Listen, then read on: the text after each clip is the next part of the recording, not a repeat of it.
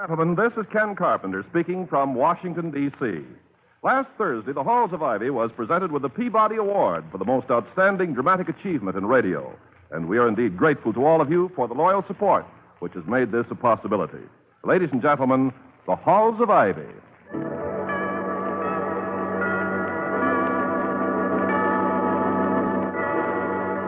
Good evening. This is Ronald Colman.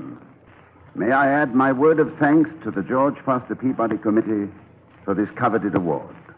Tonight, we are repeating a program which you may have heard a few weeks ago.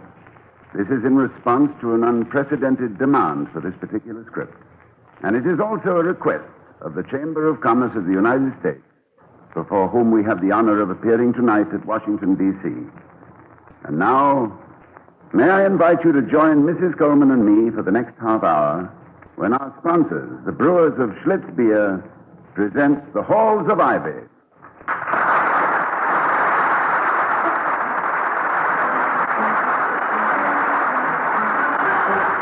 you like good beer, do as millions of people are doing all over the country. Ask for Schlitz, the beer that made Milwaukee famous.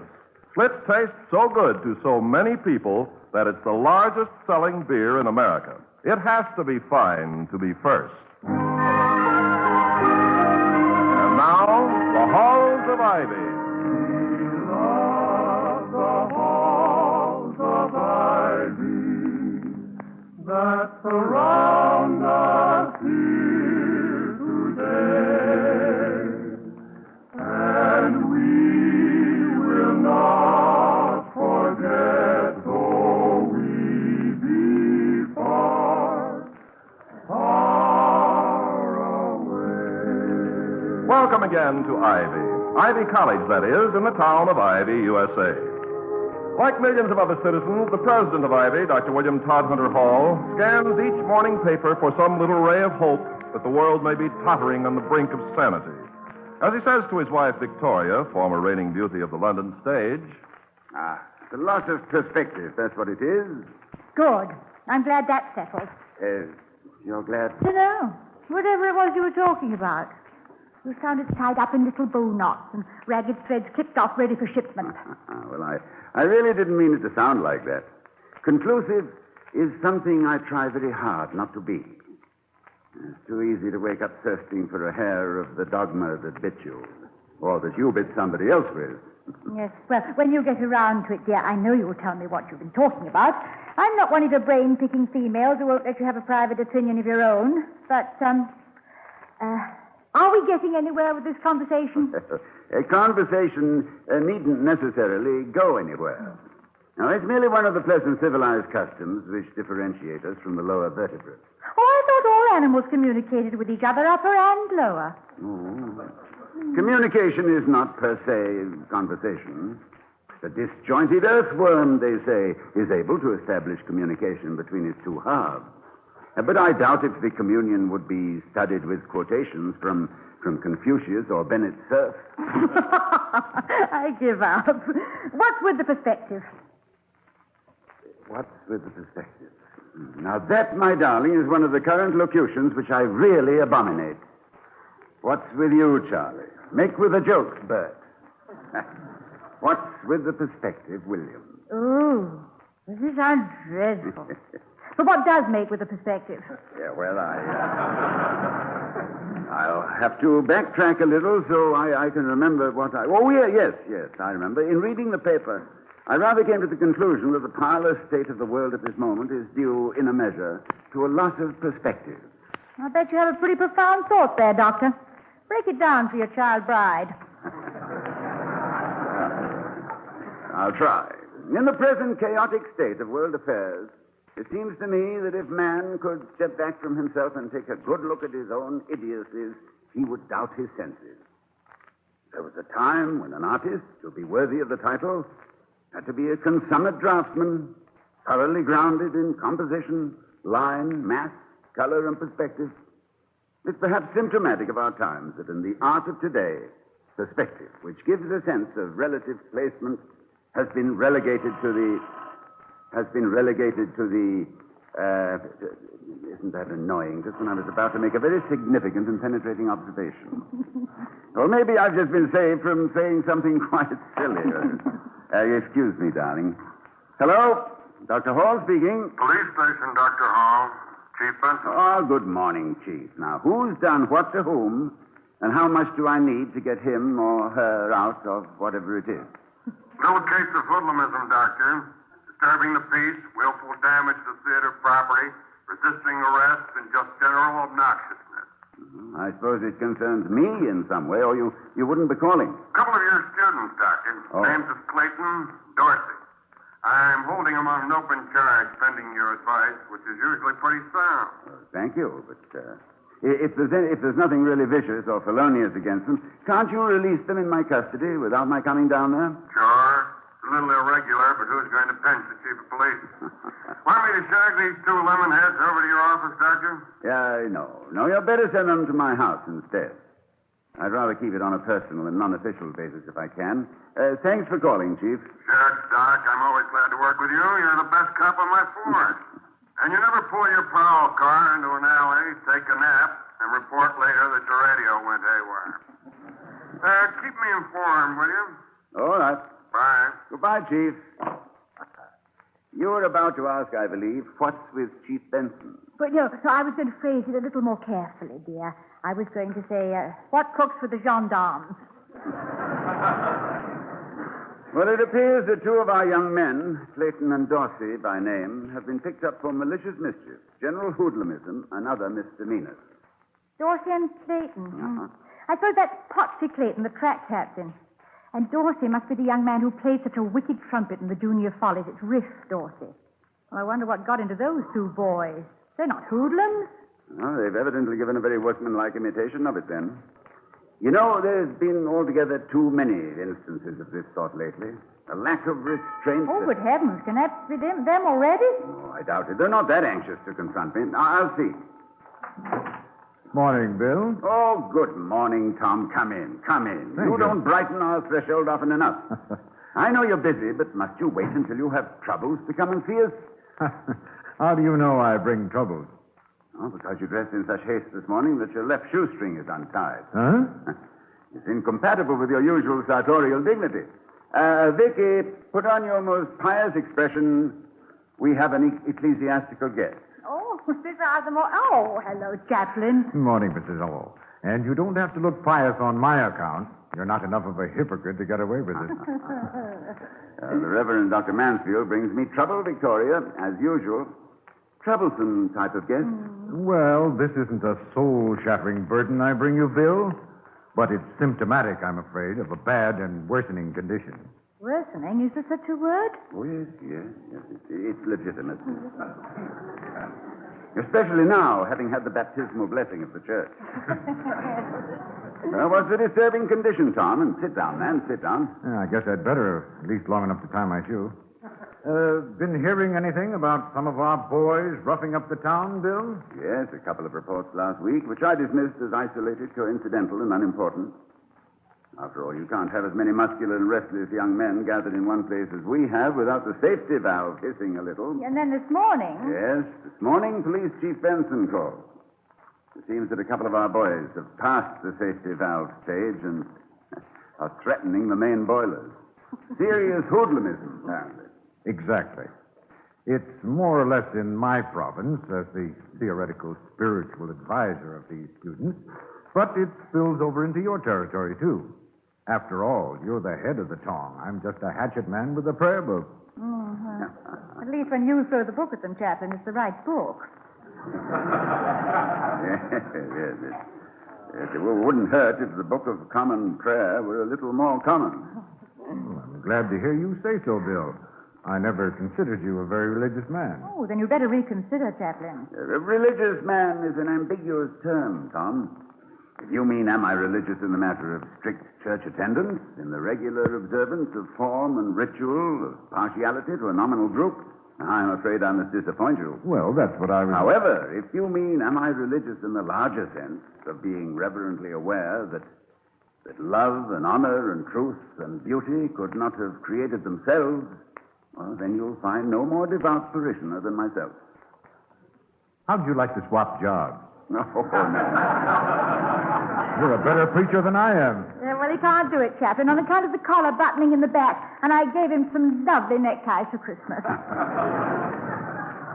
That seems to nip that monstrous vocational exchange in the bud. Now, but what about the problem, Tom? You have a suggestion? Yes. I'm going to take it up in chapel. Not once and dismiss it. I'm going to hammer at it a little. I think it's serious. And I think you might address the next student assembly on the same topic. Oh, I shall certainly consider it. Chief Benson is sending me his 2 amateur gangsters, and after I talk to them, I'll have a better idea of what the problem is. Oh, that's simple enough. It's the war, the draft, the uncertain status of some of these boys. Books or bullets, professions or propellers. Some of them have a rather understandable, if regrettable, feeling that the carpet is being yanked out from under them, and they might as well have a fling while they're falling. Yeah, that's my diagnosis, too. You got a serum for it? How about a truth serum? Oh, there are so many truths, Mrs. Hall, and so many pat answers masquerading as truth. What do you think, Bill? I really don't know, Chaplain.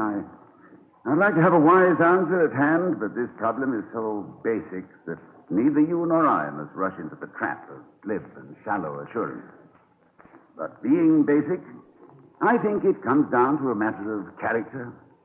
To quote Abraham Lincoln, character is like a tree, and reputation is its shadow. The shadow is what we think of it. The tree is the real thing.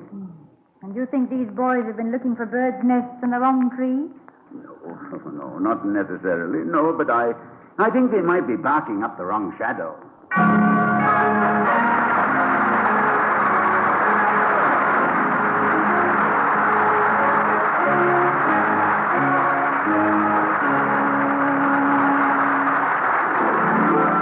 When there's beer on your mind, your best thought is Schlitz, the beer that made Milwaukee famous.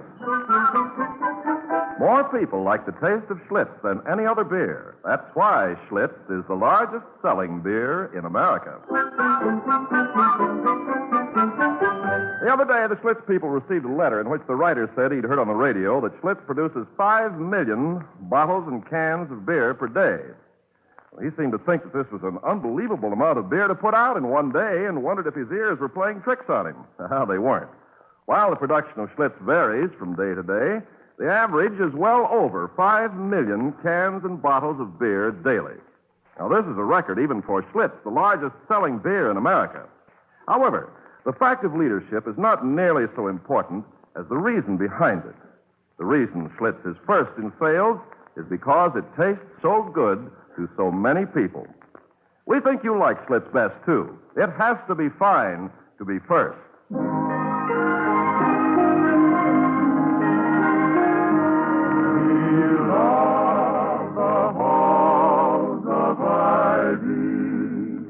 That surround us here today. As we return to the halls of Ivy, Dr. Hall is still awaiting the arrival of the 2 students charged with disturbing the peace. Chaplain Mansfield has just left, and Mrs. Hall says, I've always liked him. It's an old bromide, I know, but if he took off that round collar and black shirt, you'd never know he was a clergyman. Oh, I don't know, darling. I think you would. I would? I would, at least. Even without his professional attire, he'd have the calm authority of a really good man. It's an air. Not so much of superiority over his fellows as the attitude of a well-briefed defense attorney pleading the case of human frailty at the bar of heaven. And there's a slight expression of sadness which accompanies it. Probably from having lost so many cases. Men like that count no case really lost. They always try one more appeal. Chaplain Mansfield, for instance. Hello, Dr. Hall's residence. Yes. Who? The University of Chicago. Very well. It's probably Mitt Matthews. Well, if somebody's offering you a job, Toddy, don't take it. I like it here. Happiness no object? What's happiness? Can it buy money? That's the... Hello, yes? Yes, this is Bill Hall. Who? Oh, hello, Mitty. Nice to hear from you. Ready? I've been ready since the 23rd of December. All right, here you are. King's Knight to the Bishop's...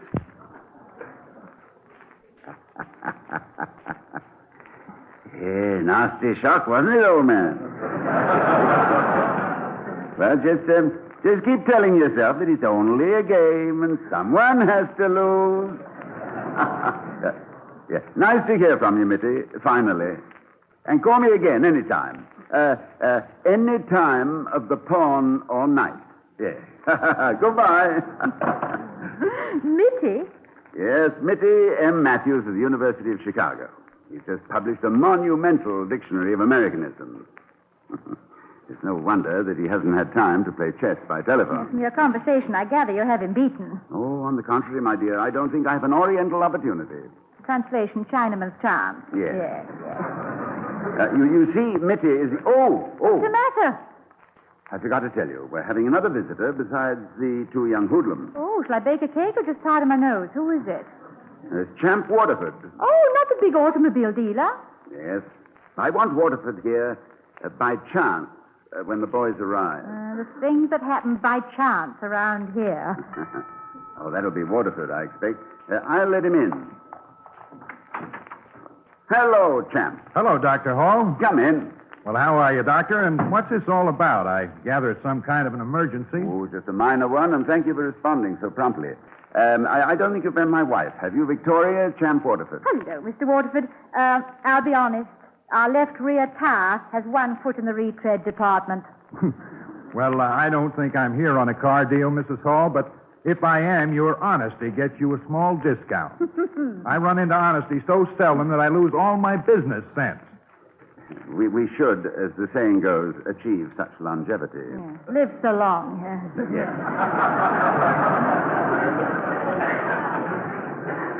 And please sit down, champs. This is not a car deal, so you won't have to run screaming out of the door when you see ours. Well, I have seen yours, and I'll make you a fine offer any day you say.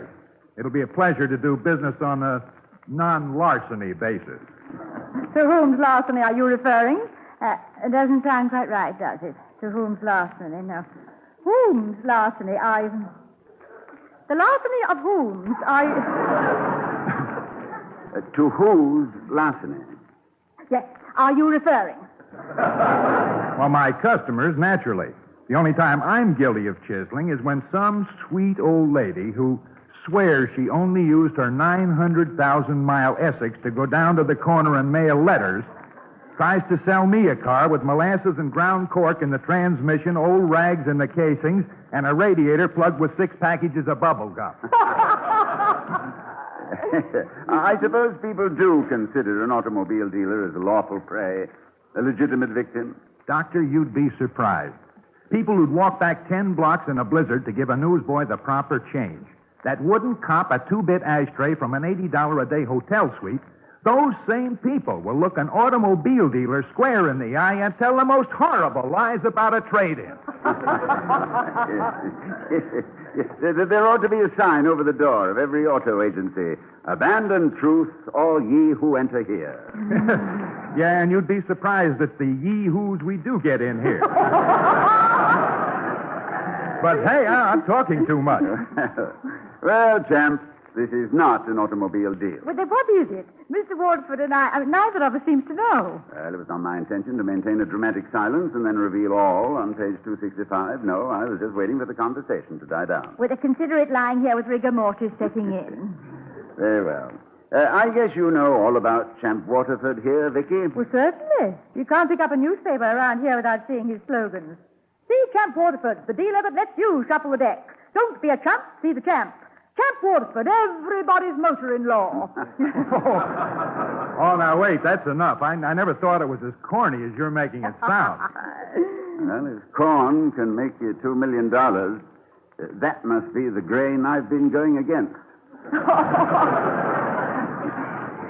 But Vicky, my sweet, I wasn't asking if you'd heard of Champ in his more automotive aspects. He has other claims to fame. Oh, yes, you must come up and see my trophies sometime, said the big, bad, bold wolf. Now, don't be derisive, Champ. The trophies to which you refer with that modest sneer are important and well earned. Let's see now. All-American 3 times, intercollegiate boxing champion, still known among college swimmers as the Flying Fish, winner twice. I think I'm beginning to see a little glimmer of light. Yes, I'll let the boys in, William. Yes, thank you, darling. Look, champ, here. Here's a fast summary of the situation. Okay, Doctor.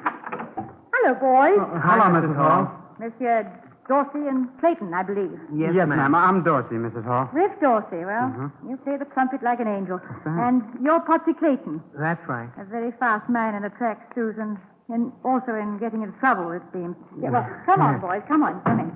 Considering your criminal records, I've locked up the silver and hidden away the egg money so you can just relax. Hello there. Come in. Hello, Dr. Hall. William, this is Potsy Clayton of the track team. And Clayton. the other gangster is Riff Dorsey, with an embouchure that Gabriel would love to have. Boys, this is Mr. Champ Waterford. Hello, Mr. Waterford. You mean the Champ Waterford? The guy that used to keep the engravers working Sundays, putting his name on gold cups? Yes, this is that Champ Waterford. What's an embouchure, Mrs. Hall? Well, it's a musical term, Mr. Waterford. Embouchure. It's the way a wind instrument player puckers up his lips. As they say around Union Hall, you got no embouchure, you got no nothing. Well, I got no embouchure to speak of, but I'd like to play a short solo, gentlemen, that you may find full of discord. Now, let's not take this thing too lightly. You've been accused of some pretty serious, I won't say crimes, but misdemeanors. Hoodlumism, I believe, was the word used. Are you guilty as charged? Yes, sir. I'm afraid so, sir. We came out of a bull session last night, sir, talking about this and that, the draft and everything, and nothing seemed to add up to very much for us right now. And, well, I guess we sort of flipped our lids in town. I don't know. You get started on a tear like that and you keep going. Seems pretty childish now. But it sure seemed the logical thing to do last night. We'll pay for the damage in the theater, Doctor. Well, the actual damage, I understand, was negligible. $20 should cover that, but it's not the ice cream and the ticket chopper at the theater or the ripped-up seats I'm thinking of. It's whether or not the stains are removable. Personally, I don't think they go too deep. Stains, sir? What stains? On your own records. Clayton, good student. Fine athlete, campus hero. You, Riff Dorsey, musician extraordinary, excellent scholastically, popular personally, successful, future assured. Uh-oh. Stop the bus. Yeah, hold the phone. What's all this? That assured future. That's what fried our onions in the bull session last night. What future? That was what pulled the trigger, sir. Here today, drafted tomorrow. Studying medicine today, back in 3 years with a tin arm. This is a future? Yeah, who can concentrate? It isn't that we're afraid to go in the Army or anywhere else, but this... Well, it's the uncertainty that gets us. That's it, the uncertainty. Gee, I don't mind fighting. I guess I proved that last night. I took on 3 cops. Yeah, I was doing all right. But when you don't know where you'll be tomorrow, sir... Hey, does this sound awfully silly to you, sir? It doesn't to me, Clayton. In fact, I can listen to you and hear myself back in 1918. You think you've got a complaint? You should have heard me gripe. Uncle Sam yanked his nephew right out of his senior year. You, Mr. Waterford? What happened? Oh, they nailed me, Mrs. Hall. I was a famous athlete, so they made me a motorcycle messenger. Well, what happened after, Mr. Waterford? You go back to school? No, not right away. I worked for 3 years and then went back and took my degree. Worked at what, sir? A publishing house, French translations. Got interested in languages over in France and did a lot of boning up in hospitals. Well, you were wounded, too, Mr. Waterford? Oh, yes, I got the full treatment. Well, I've really got to be going, Doctor, Mrs. Hall. Got to take my wife out dancing and to dinner tonight with a bunch of the Chamber of Commerce boys.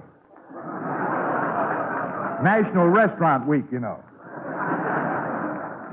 Well, taking the family out to dine is a good old American custom. Yeah, what you might call the red, white, and blue plate special. Boys? Yes, sir? I'm leaving you in wiser hands than mine, Dr. Hall. But think of this. You got into a battle with the authorities last night after some pretty loud criticism on the way things are run in this country. Has it occurred to you that there are places where if you take the government with a grain of salt, they let you dig it the rest of your short life? You're looking for real certainties. There's a real one. Good night, everybody. Oh, don't get up, Mrs. Hall. Good night. Good night. Good night, champ. Good night, sir. So long. Good night. Is there a small hole in the floor around here that some mouse is not using? Dr. Hall, Champ Waterford, I noticed he limped.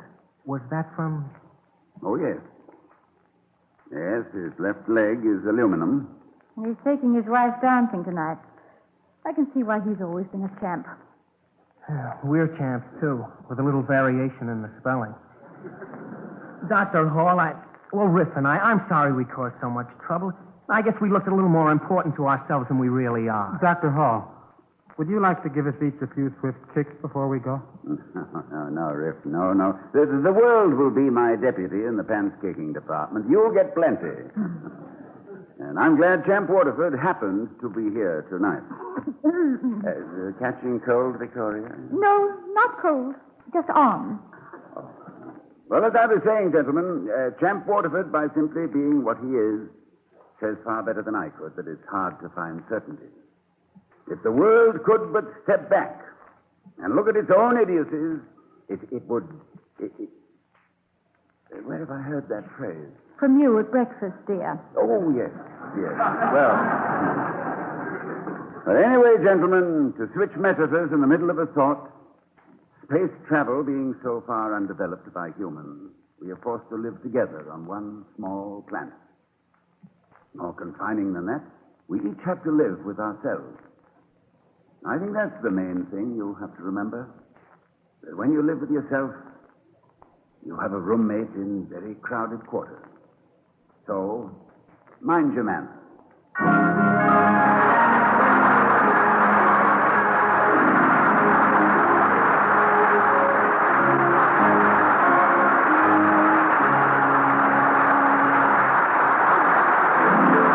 When there's beer on your mind, your best thought is Schlitz, the beer that made Milwaukee famous.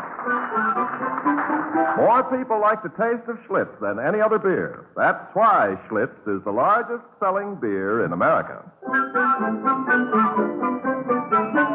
Ladies and gentlemen, may I introduce Mr. Harry A. Bullis, Vice President of the Chamber of Commerce of the United States and Chairman of the Board of General Mills. Mr. Bullis.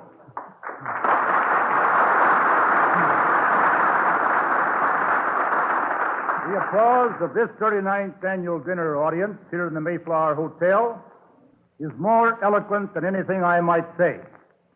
However, we would like Mr. and Mrs. Colman, the stars, Mr. Don Quinn, the creator, and the Joseph Schlitz Brewing Company, the sponsor of the Halls of Ivy, to take something of a permanent character with them. Something that we hope will encourage the continuance of the contributions they are making to American life. The Chamber of Commerce has much in common with this program. We believe in developing all media of transmitting ideas between employee and employer, between businessmen and educators, farmers, and all other segments of the society. We are working for higher standards, a better system to tell the truth to more people. If we are to succeed in this effort, all of us must acquire a better understanding of the problems met by everybody in that field, be they members of a college faculty or the teacher in the one-room schoolhouse. So, we have felt it appropriate on this occasion to present this citation, which I shall now read to you. Because the Halls of Ivy is not only splendid entertainment, but also because it imparts to the American people a better understanding of the honorable profession of teaching, and is thus contributing to the culture, welfare of the country, we of the Chamber of Commerce cite this program for merit.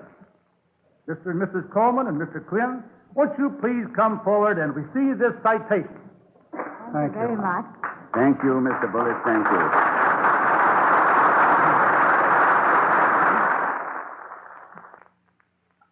For more gay times, hear the Great Gildersleeve on NBC.